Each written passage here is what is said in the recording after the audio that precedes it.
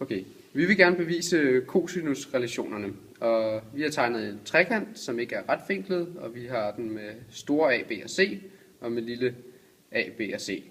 Og vi vil starte med at inddele den, så det bliver til to retvinklede trekanter, så vi tegner en kurve ned igennem, og det laver vi så lille, så vi kan se, den er retvinklet, og så kalder vi den for H, og så kalder vi den for D. Og så mellem det stykke, mellem A og D, det kalder vi for X. Og så mellem det resten af det kalder vi så for B minus X. Fordi det er lille B, der har hele stregen. Og så, så har vi inddelt den i rød, for ligesom at gøre det mere overskueligt, når vi begynder at lave. Og så kalder vi så A, B og D for en retvinklet. Og så vil vi så begynde på vores udregning. Vi kender jo til Pythagoras sætning, der siger, at A'en, når vi har fået skrevet Pythagoras på, plus B'en er lige med C'en. Og det kan vi så overføre til vores to trekanter her, vi har tegnet. Hvis vi starter med den blå trekant, altså den, der ikke er rød, så kan vi skrive, at det her A'en plus B'en minus C'en, det vil for den blå trekant gælde som H'en plus Bx i n, B minus X i n, i en parentes, vil være lige med A i n.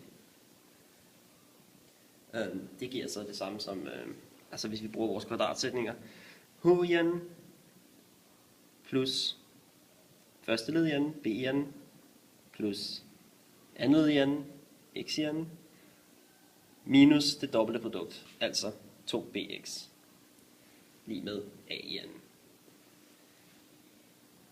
Det er altså, hvis man bruger Pythagoras sætning, så har vi a-stykket i anden isoleret for den blå trekant. Så skriver vi den røde trekant op nedenunder. Og for den gælder så, at h i n plus x i n er lige med c i n. Og så trækker vi de to ligninger fra hinanden.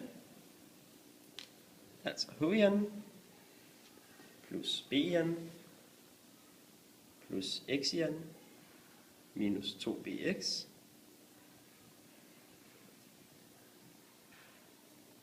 og så trækker vi Pythagoras sætning fra for den røde trekant, altså h i n plus x i n, altså den venstre side af lighedstegnet, og det skal vi selvfølgelig også gøre på den højre side af lighedstegnet, altså a i n minus c i n. Og så skal vi simpelthen bare få hævet den her parentes og forkortet vores ligning her. Det giver så h i n plus b i n plus x i n minus 2bx minus h i n minus x i n.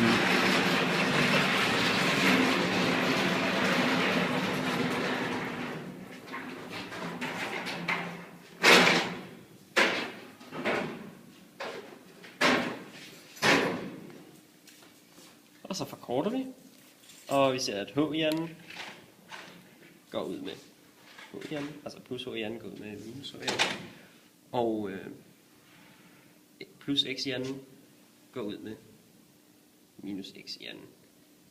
Og den forkortede ligning er så h i n plus x i n,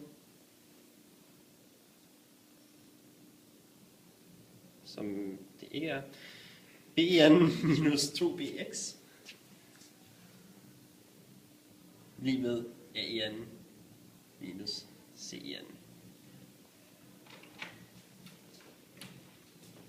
Så har vi ligesom slået de her to trekanter sammen og fået den samlede trekant, som var egentlig det, vi lagde ud med.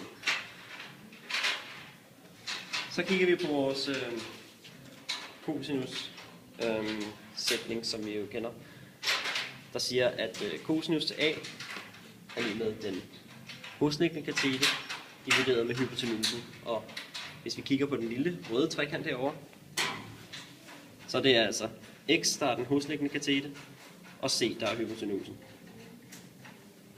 Altså cosinus til a med et ensbetydende tegn.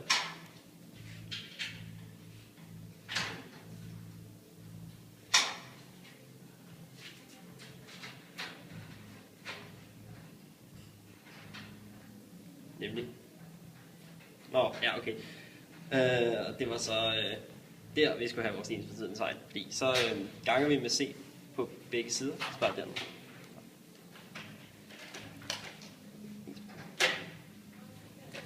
Vi ganger med c på begge sider af lighedstegnet og får cosinus til a gange c er lige med x. Og så har vi ligesom fundet ud af, hvad x er. Og det sætter vi ind i den ligning, som vi har skrevet herover. Det bliver så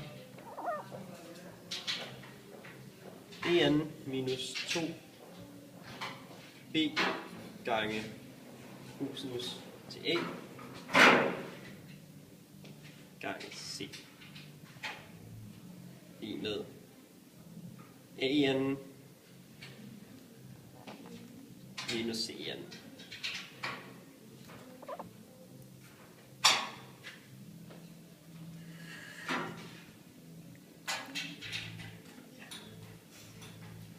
Og så